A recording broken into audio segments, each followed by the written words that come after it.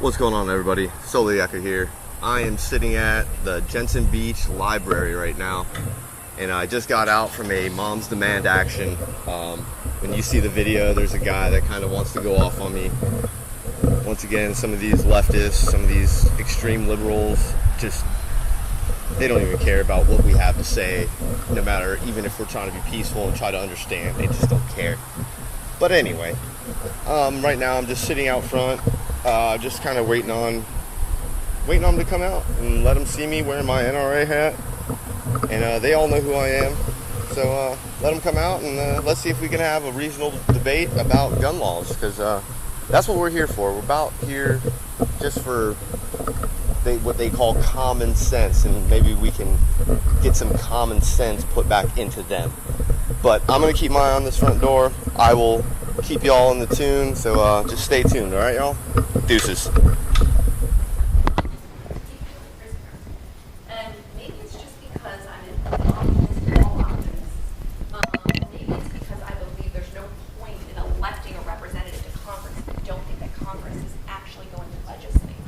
But it's for those reasons that I think we do need to put forward the kind of candidates and elect the kind of candidates who are going to do the hard work of making Congress work and deliver for all of us in our community. And that's the approach that I would bring. It's something that I'm very committed to, and it's something that I believe at a very deep level leads to effectiveness.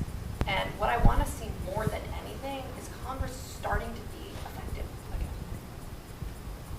That was a very diplomatic answer. Thank you. No problem.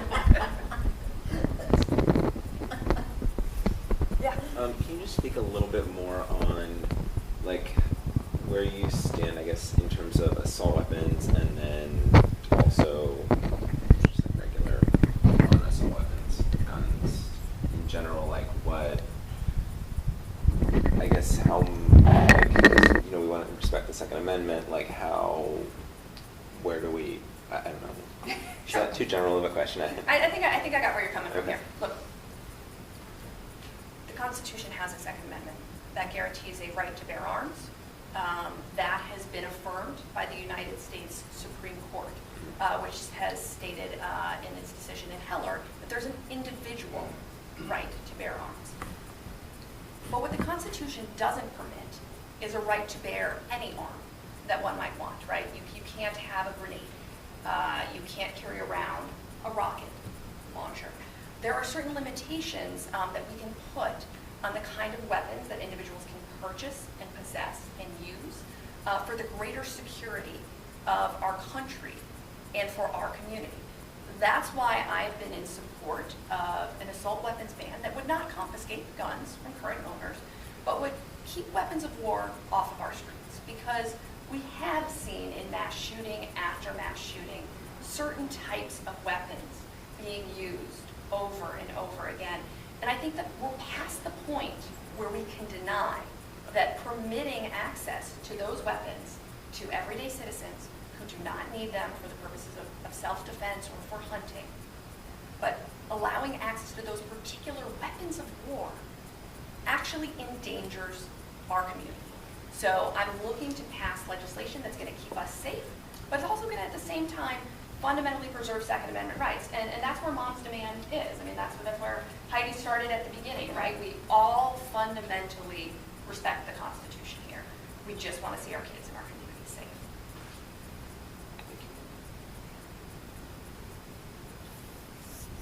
I hear you say assault weapons, but you know, just like I've heard, you know, from Moms Demand in Action to March for Our Lives, when they say they want to limit the AR, they want to limit high-capacity magazines. They were basically trying to adopt California law, and it seems like that's what we're trying to do here in Florida. But at the same time, you just saw what happened in the 9th District over in California. You know, I think there's this misconstruity of the AR, because it's, you know, the round is no bigger than, like, I mean, my finger, like just the tip. I can name 3-5 different other guns that have bigger rounds, and you know, you're like, oh, it happens a lot. A 308 may cost somebody $1,400 to buy, but why are we just picking on ARs? Why is it just ARs? You know, why not the AK, or why not this? Like, I don't see how one gun is different than the other for me, because, you know, I'm a gun owner. I have guns, multiple guns. I just bought my 14-year-old son a gun for his birthday. You say, oh my God, but that's how we start. We start by training them and teaching them to respect a gun. And at the end of the day, he's not going to hurt nobody, because we've trained him saying, at the end of the day, you pull that trigger, you may kill somebody. If you're pointing at somebody, unless you intend to kill them, that's what that trigger is all about. And for me, I'm going to teach my son. So I speak every day with law-abiding gun owners in our community. People who own guns for purposes of sport, people who own guns for purposes of hunting, people who are responsible. What about gun tyranny, owners though? who lock them up and who train their children in the right way. And something interesting that I find is when I talk to people who've been lifelong gun owners, where there's a tradition of gun owning in their family, those are usually the first folks who say, I don't want to see a dangerous weapon in the hands of someone with a criminal record. I don't want to see a dangerous weapon in the hands of someone who's mentally ill or who's a domestic abuser. And I also think that there are certain weapons that we know are so dangerous, are so potent and lethal, that thinking about whether everyday citizens should have access to those weapons is something that we should put on the table for Congress to be able to discuss. I think we all in this room agree on the same things. We want to preserve individual Second Amendment rights to bear arms, but we want to balance that against this great need to ensure that our kids in our communities are safe. And I've got a not quite 2-year-old at home. And I can't imagine what it would be like one day to send her to school and have my baby girl not come home. And I can't imagine what would happen if she was a teenager and she went out to a concert like the one in Las Vegas and she got gunned down in a rain of bullets from above. Or if she was worshiping in a church or a synagogue, like in Charlottesville, and someone came in and interrupted a prayer service with gunfire. These are terrifying, frightening realities that we have in our community right now. And we need to come together as a country in order to do something together about it. Yeah. Just a quick question. Have you given any thought to restrictions on ammunition? Every time there's one of these spree killings, like in Las Vegas, that fella had like thousands of rounds of ammunition. You can't go buy cold tablets without giving them your driver's license, and then they limit you to, one a month or whatever it is. And you can go buy as many bullets as you want. And I hear no one talking about that. Without bullets, the gun is just another piece of metal. Look, there are a range of interesting proposals on the table with respect to that. I am open to considering the kind of common sense bipartisan legislation, or any piece of common sense bipartisan legislation that folks would put forward when it comes to making our communities safer. This is a crisis. What happened at Douglas could have happened at Palm Beach Gardens High School, it could have happened at Martin County High School, it could have happened at Fort Pierce Westwood. This is a matter of time before this hits our community in an even more direct way. And so I believe, as I think all of you in this room do, that it's critically important that we elect the kind of leaders who aren't just going to pay lip service to this issue, but are actually going to do the hard work of finding the kind of solutions that are going to keep us safe and protect our constitutional rights.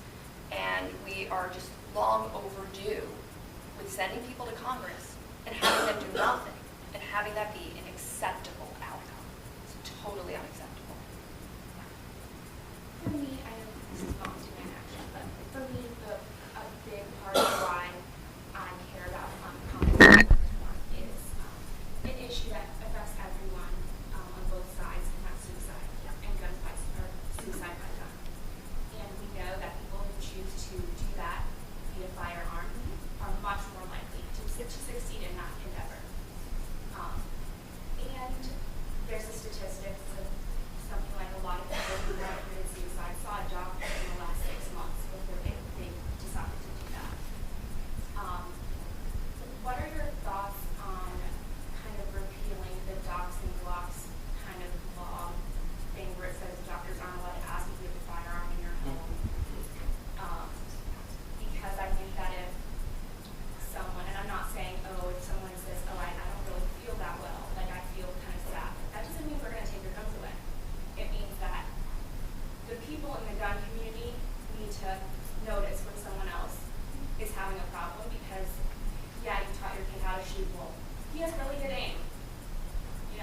that to happen to you. And gun owners are not necessarily more mentally ill, but they're more likely to be able to execute their plan. And that's a concern for me. You're absolutely right. The majority of gun deaths in this country are suicides. And these gun deaths by suicides are also an issue that disproportionately affects certain segments of our population, veterans, for example. I said before and I'll say it again, gun violence in our country is a public health crisis. Because it's a public health crisis, that means doctors and researchers need to be able to ask the kind of questions that are going to help us get to solutions. And one of those questions is, when it's appropriate, do you have a gun at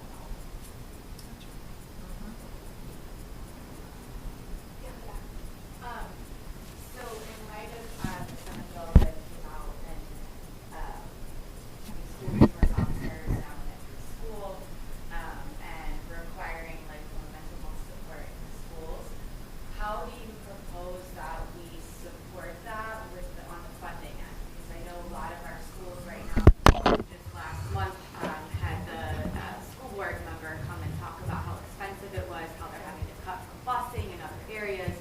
So how do you propose we try and funnel more money into our schools to support those safety and mental health initiatives?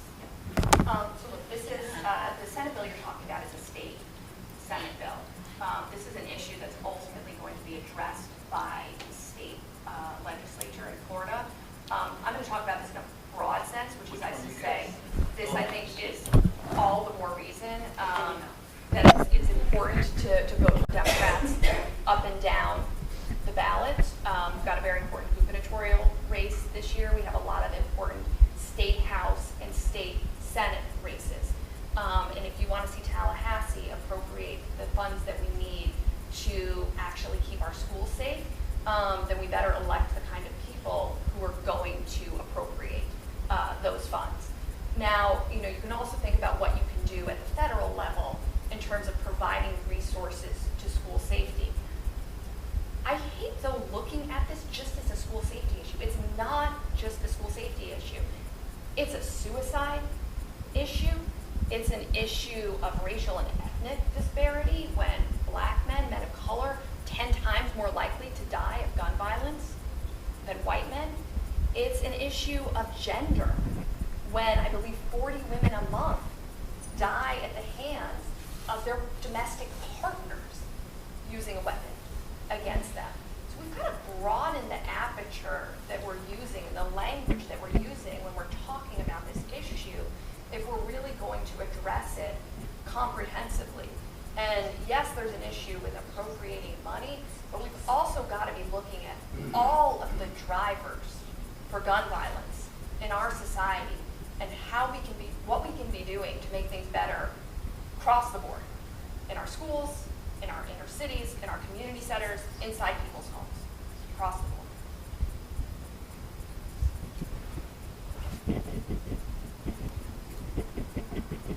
I'm going to answer this. This is not part of the campaign, but if I can get a legal opinion, and this may not be your line of law, do I have to be submitted to somebody recording me if I don't want to be? Public Or if I library? make the request that no recording be made, will that then end it? No, because there's no I'm sign. not asking you. Usually there's a sign. There's going to be a sign usually that says no recording, no guns, no this, no that. Doesn't make it. I'm not asking you. Okay. Shut up. Okay, sir, that's not necessary. I think we're. I'm not here to fight you, bud. I think Florida's a dual consent state, to my knowledge, when it comes to recording. I also am here speaking as a candidate who operates under the assumption that anything I say anywhere is on the public record, as I think anyone who's in the public sphere should do. What's important to me is that we have an open and an honest dialogue about this.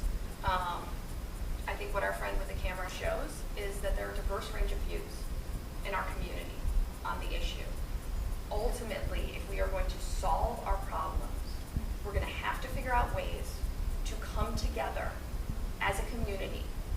to address them.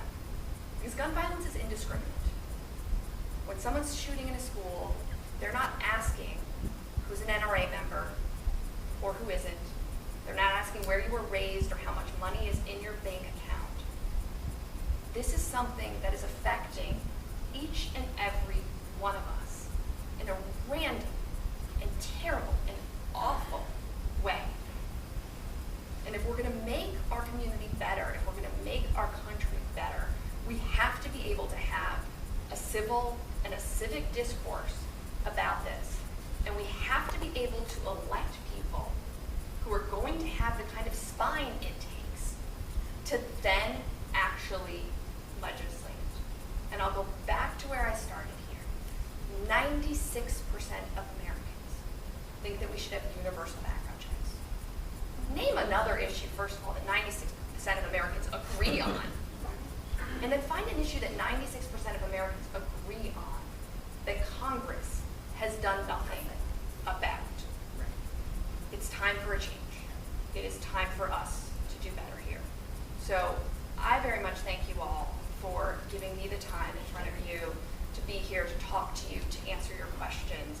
I'm happy to continue answering your questions as we go forward to the primary in just 12 days and then on to the general on November 6th. But I am so humbled and so impressed by what you are doing for your community and just so looking forward to working with you to make broader change nonetheless.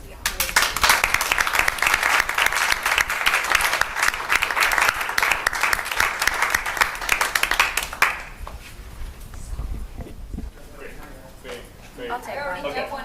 Okay, I'll leave good enough. Great.